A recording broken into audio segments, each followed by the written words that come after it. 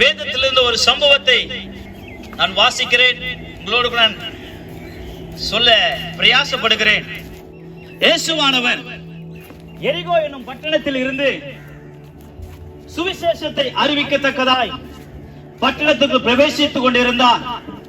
அநேக வியாதியஸ்தர்கள், அநேக பலவீனமானவர்கள், அநேக சுகமீனமானவர்களை ஆண்டவர் தொட்டு சுகப்படுத்திக் கொண்டிருந்தார்.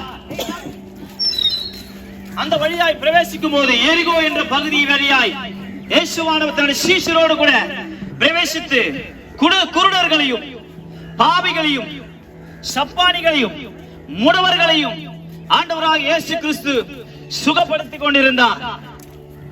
அந்த வழியாய் அமர்ந்திருந்த ஒரு பர்த்திமேயு என்ற ஒரு குருடன் இயேசுவானவர் இந்த வழியாய் போய்கொண்டிருக்கிறார் என்று கேள்விப்பட்ட மாத்திரத்திலே ஆமென், அவர் கூட நடந்து வந்தவர்கிட்ட வினாவுகிறார், இங்க வந்திருக்கிறது யார்? ஆமென். அவர் வழி நடந்து கொண்டு போய் கொண்டிருக்கும் போது இந்த வழியாய் யார் போய் கொண்டிருக்கிறார்? இந்த வழியாய் ஆண்டவராகிய இயேசு கிறிஸ்து சென்று கொண்டிருக்கிறார் என்று அந்த பர்த்திமேயு குருடனுக்கு அறிவிக்கப்பட்ட பின்பாக அவனுடைய இருதயம் வியாகுலப்பட்டது. தெருவில் நின்று பிச்சை கட்டி கொண்டிருந்த மனுஷனிடத்தில் இயேசு வருகிறார் என்று கேள்விப்பட்ட மாத்திரத்திலே உரத்த சத்தமாய், தாவீதின் குமாரனே, தாவீதின் குமாரனே என்று மிகுந்த சத்தமாய் கூப்பிட்டார். அவர் அருகிலே இருந்தவங்க, இயேசுவோடு கூட நடந்தவங்க, நீ சும்மா இரு, நீ பேசாத, இயேசுவிட வராத, நீ அமைதியா இரு என்று சொல்லி அவரை அதட்டினார்கள். ஆனாலும் அந்த பர்த்திமேயு குருடன் இன்னும் அதிகமாய், தாவீதின் குமாரனே எனக்கு இரங்கும், தாவீதின் குமாரனே எனக்கு இரங்கும் என்று சொன்ன மாத்திரத்தில் இயேசு அந்த மனிதன் அருகாமையிலே வந்தார். அருகாமையில் வந்த மாத்திரத்தில் தேவனுடைய மகிமை அந்த குருடனோ வாழ்க்கையில வெளிப்பட்டது. இயேசுவானவர் அந்த குருடன் கிட்ட சென்று, மகனே உனக்கு என்ன வேண்டும்? மகனே உனக்கு என்ன நான் செய்ய வேண்டும்? அந்த குருடன் சொன்னான், இப்பொழுது நான் சுகம் அடைய வேண்டும். நான் ஒரு பார்வையற்ற ஒரு மனுஷனா இருக்கிறேன். நான் பார்வை இல்லாதபடியாய் இந்த பகுதியில் நான் பிச்சை கேட்டுக் கொண்டிருக்கிறேன்.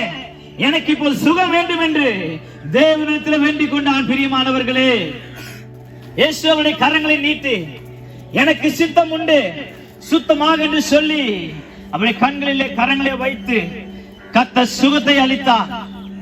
சுகத்தை பெற்ற மாத்திரத்தில் அந்த மனுஷன் எழுந்திருக்கிறான். எழுந்த மாத்திரத்துல அவன் பரிபூர்ண சுகம் அடைந்தான். எல்லாருக்கும் சாட்சிகள் அளித்தான். நான் இப்போ என் பார்வை அறிந்திருக்கேன், என் கண்கள் தெரிகிறது, என்னை சுகம் அளித்தான், என் இயேசு எனக்கு சுகம் அளித்த. எல்லா இடத்திலும் போய் பார்த்தோம், எல்லாருக்கிட்டையும் போயிட்டு பாருங்க, நான் சுகமாயிட்டேன், என் கண் இப்போ தெரியுது, நான் சுகமாயிட்டேன், என் இயேசு எனக்கு சுகத்தை கொடுத்தார் என்று தேவனுடைய சாட்சியை அறிவித்தார். இந்த தேவனை இந்த வேளையில கூட அருகாமையில வந்து கொண்டிருக்கிறார்.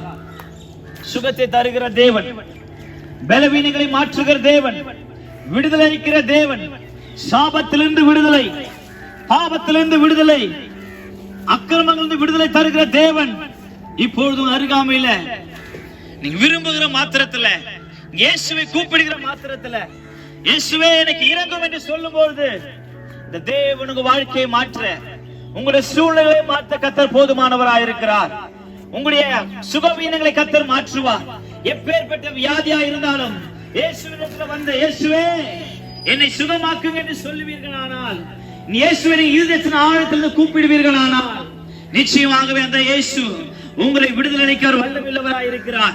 இந்த தேவனுடைய நாமத்தை நீங்க அறிக்கை செய்யும் போது உங்க வாழ்க்கையில சுகவீனங்கள், உங்க வாழ்க்கையில இருக்கிற பலவீனங்களை ஆண்டவர் மாற்றுகிறார்.